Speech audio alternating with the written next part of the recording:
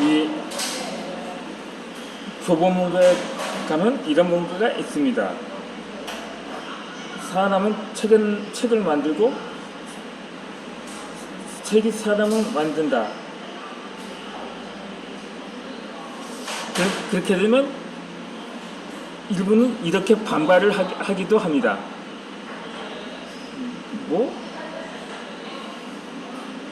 아니, 책이 사람을 만든 게 아니고 책이 사람을 괴물로 만들었는데 이 무슨 헛소리냐고 그렇게 투덜거리는 사람도 간혹 있거든요.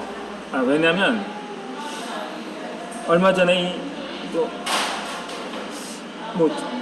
비교적 최근이라고도 말할 수는 있겠습니다만, 이 어금니 아빠의 행복이라는 책을 쓴 저자가 실제 주인공이 그 친딸과 공부해서 그 딸의 친구를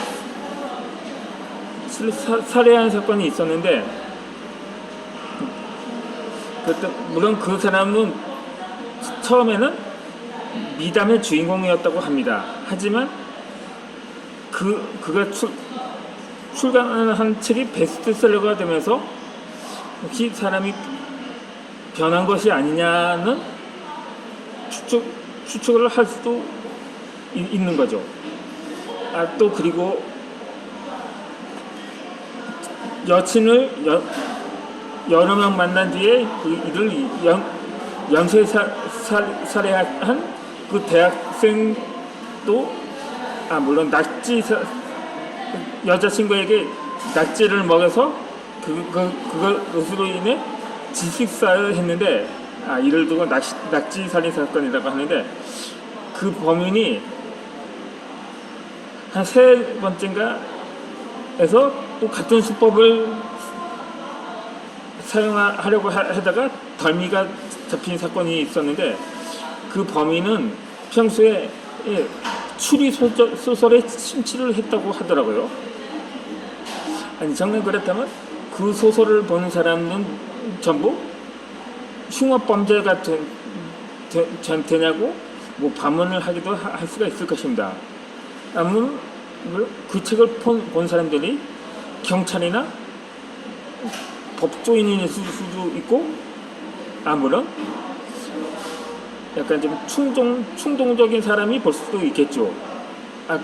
책 속의 주인공을 롤모델로 삼느냐, 아니면 그러니까 범인을 롤모델로 삼느냐에 따른 차이인 거죠. 그러니까 그 범인은 주인공이 아니라, 주인공은 분명히 형사거나 경찰이겠죠. 그러다 보니까 그 범인은 사실상 조연이라고 볼 수가 있는 거죠. 이렇듯 책이나 드라마, 영화 중에서 누구를 모델로 삼느냐에 따라 분명히 그 사람의 성격이나 인격이 드러날 수가 있다는 거죠. 좌우지간 저자 역시 이생을 살아오면서 많은 정보를 책을 통해 취득하지만 실천하고자 했던 적이 있습니다.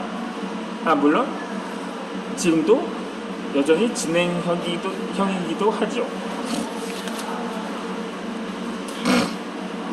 하지만 그것이 정체되지 못한 섣부른 인격 형성 부분은 책을 통한 간접 경험으로 채울 수 있었습니다.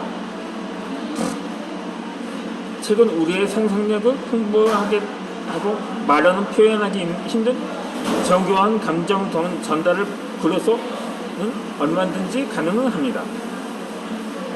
책 쓰기 팁은 책을 많이 읽어봐야 잘 쓸 수 있는 요건이 충족됩니다. 독서를 통한 지식의 저변을 풍부하게 가졌을 때 좋은 책을 쓸 수 있는 소설자들이 차곡차곡 나의 책 서구에 쌓이게 됩니다. 필자 역시 학술서 다양한 나를 포함해서 다양한 장르의 책을 써본 경험이 있습니다. 그렇지만 세상 사람들은 나의 책을 아무도 주목하지 않았던 거죠. 하지만 다수가 나를 모른다 해도 그 소수가 나를 인정한다면 나는 그만큼의 가치로서 충분하다고 봅니다.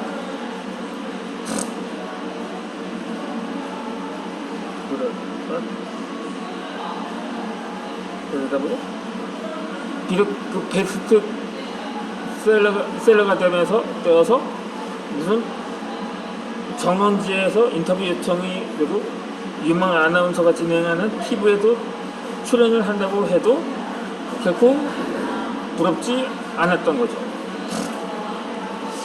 내 속에 잠들어 있는 이때까지 한 번도 본 적이 없는 또 다른 나를 끄집어 세상에 펼쳐놓은 것이었습니다.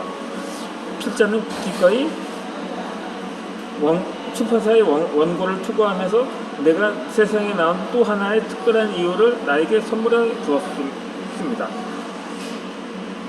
학술 논문이란 이론적인 데이터나 사실관계에 바탕을 둔 술지음으로 난해하고 대중이 이해하기란 쉽지가 않습니다. 반면 우리가 쓰고자 하는 책은 우리의 가슴과 정서에 기반한 감정의 자연스러운 표현이기에 세대와 계층을 초월하여 대중의 사랑을 받는 것이죠.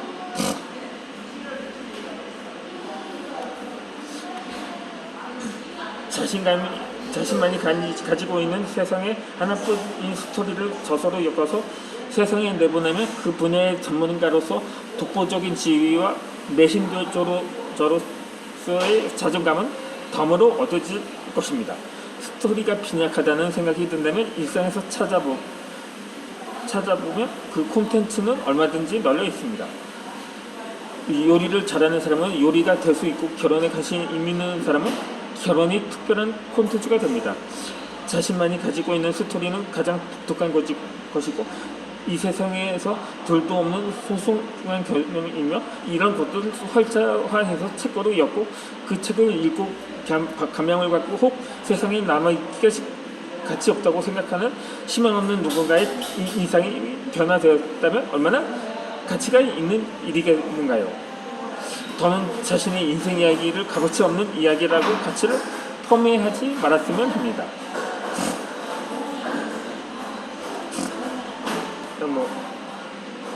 내 자신이 하찮다고 느끼는 자신의 일상이 어쩌면 베스트셀러 글감의 소재가 될 수 있다는 믿음으로 시작해 봐도 될 것입니다.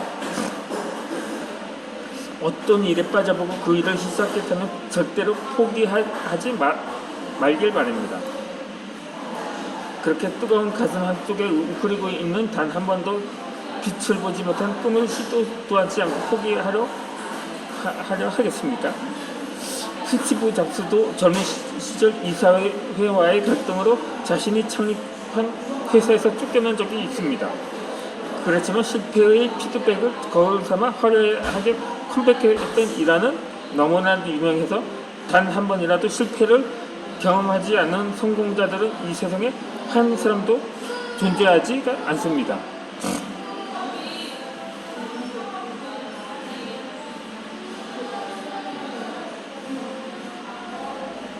저 역시 초등학교도 전학을 갔었던 일이 있었습니다. 제가 5학년 때였는데 그런데 중학교도 마찬가지였는데 초등학교는 결국 특수학교로 전학을 했었거든요. 한 2년 정도 다니다 졸업을 했죠. 제가 5학년 때 전학을 했었으니까요. 근데 이 중학교 때도 어머니께서 학교를 알아보라고 발이 부르도록 거의 방황하다시피 했다고 합니다. 물론 고등학교 또 마찬가지고요. 하지만 아들이 또 그나마 정상적으로 키우고 싶다는 의지가 있으셨는지 여러 번 또 투서를 했는데, 아니 그 담당 직원이 그렇게 말한다고 하더라고요. 아니 장애가 있다면 특수학교로 보내셔야죠. 이렇게 말했다고 합니다. 물론 결국 천신만고 끝에 그냥 비장애인들이 다니는 학교에 들어갈 수는 있었거든요. 물론 그 역시 온전치는 못했습니다만, 그러다 보니까 학우들한테도 왕따를 당했었죠. 그래서도 특수학교를 권유하지 않았나 생각이 들더라고요. 그런데 그렇다고요. 같은 장애인끼리도 차별하거나 왕따를 시킨다고 하더라고요. 근데 그게 범죄에 따라 다르다고 하는데, 그래서 장애 등급이 나눠진 게 아닌가 하는 생각이 들더라고요. 드는 것이기도 합니다. 그럼 이어서 영상을 올려드리도록 하겠습니다.